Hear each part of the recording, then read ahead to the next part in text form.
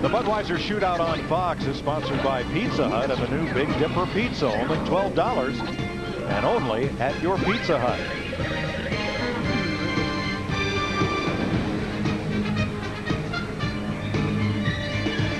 Under caution here in Daytona in the Budweiser Shootout next Sunday on Fox. What we think will be the most competitive and exciting Daytona 500 in recent history begins with the Daytona 500 pre-race show delivered by Pizza Hut. Next Sunday at noon Eastern, 9 a.m. Pacific. Fox is bringing Brad Paisley to Daytona. He'll be part of the pre-race show, and it's in high definition only on Fox. Watch the 78 car behind Jeff Gordon. Yeah, the 78 got over into the 99, and that's what turned the 99 into Dale Jr. in the 88 car. That's what when you get a good look at it, the 78 really kind of created that whole thing. All right, Dick Berggren is with Dale Earnhardt Jr. And he's in the garage right now. You just had a chance to see a couple of replays. What was it like through your windshield?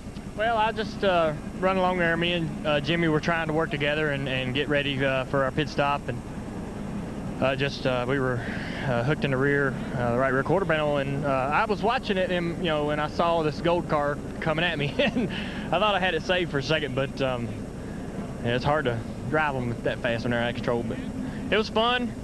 The racing might look kind of crazy, but it was pretty fun. It's a new style of racing for sure, and I was enjoying it. We were just kind of waiting around, trying to line ourselves up for the pit stop, and it was just too many race cars going for the same piece of real estate there, but we'll be all right. NASCAR's most popular driver out of it tonight. Thanks, Junior. Now here's a look from Michael Waltrip. Look to the right of Carl Edwards' gold car. The black car is Regan Smith.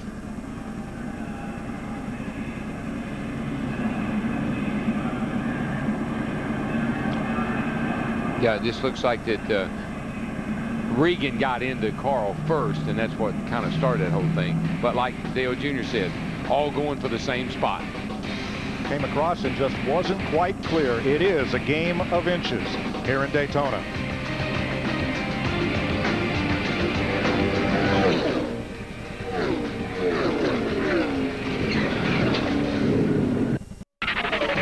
The Budweiser Shootout on Fox is sponsored by the new 2011 Ford F-150, built Ford tough. By Lowe's, let's build something together. By Subway Restaurants, it's February. All month, any footlong's a $5 footlong. And by GoDaddy.com, domains, websites, and everything in between. We're under caution at Daytona for a multi-car crash. Here's the Sprint in-car camera. On board Regan Smith. Let's see what the Regan looks like. He's looking over. He's going by the 48. There's the 88. And then... That's it. Hang on to it. Hang on to it. 88 hooks, bud. It is a game of inches, and Dick Berggren at 200 miles an hour, the inches add up pretty fast. Yeah, they sure do. Carl Edwards, you were watching that replay. You were right smack in the middle of it. What was it like? It's just too bad that ended up like it did. I think all of us were all going for kind of the same area of the racetrack, trying to get an advantage in that pack. And I stuck my nose up there between the 88 and the 78, and I don't think that far away his spotter could tell that I was in there or something, because Regan was just kind of coming down. And if I'd have known what was behind me, I'd have stabbed the brake and got out of there. But I thought any second he was going to give me a little space. Just too bad we tore up race cars, and we'll get this easy seat car put back together one way or another. All right, thank you. Out of the race, along with Edwards as we go green, Joey Logano, Dale Earnhardt Jr., Juan Pablo Montoya, Regan Smith, and Kevin Conway. Back under green, 41 laps to go. And will things settle down a bit? Well, I don't know. I think they will a little bit, but not a whole lot. This is one that counts right here. This is what I said about keeping the intensity up. I think they may have heard me. At the front, a familiar pair, Jeff Burton and Kevin Harvick, teammates at Richard Childress Racing. Matt Kenseth leads the pursuers with his Roush Fenway Ford teammate Greg Biffle. Now, while we were in break, everyone came in during the caution and topped off the fuel tanks, but leaving pit road was another one of those land rush affairs. You would think all the action would be on the track at 205 miles an hour, whatever, but even at the slowest speeds, which is pit road speed of 55 miles an hour, watch this. But Kyle Trouble, Busch, turn one. Kyle Busch and Mark Martin.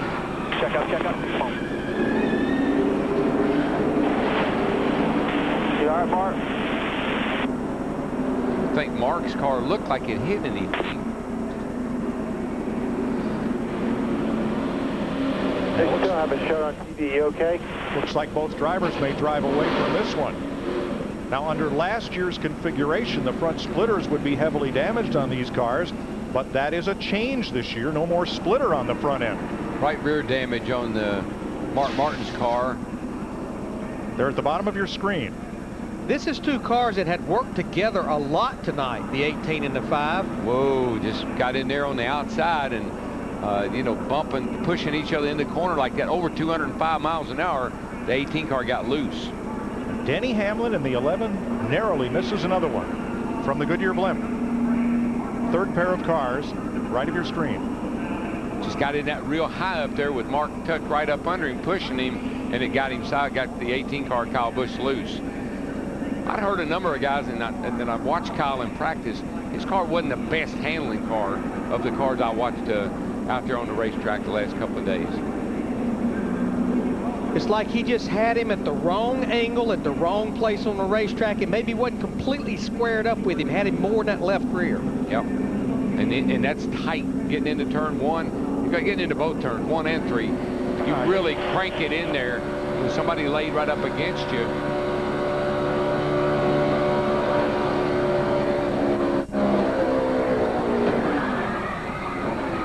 Pretty heavy contact.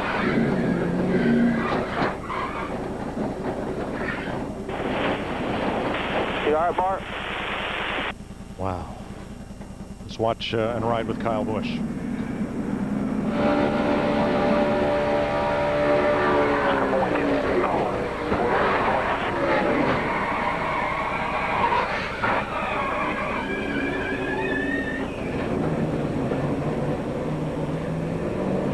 Both cars have made it back to pit road. Here's a look from Jimmy Johnson.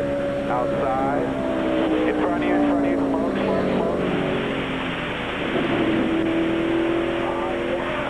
That was nice.